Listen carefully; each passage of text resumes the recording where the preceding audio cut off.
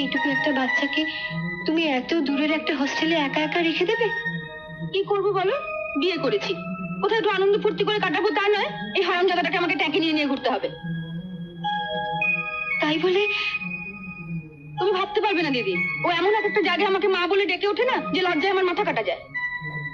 ও তোমাকে মা বলে ডাকলে তোমার লজ্জা করে? করবে না?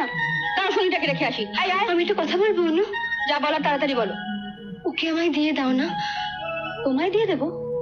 হ্যাঁ, দেবে?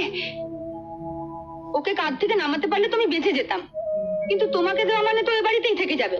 তারপর যখন তখন আমার ঘরে ঢুকে যার তার সামনে আমাকে মামা বলে ডেকে উঠবে। আমি যদি ওকে তোমার ঘরে যেতে না দিই? পারবে আটকে রাখতে?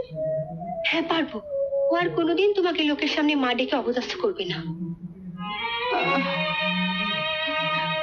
দাঁড়াও, তোমার ঠাকুরপোকে একবার বলে দেখি।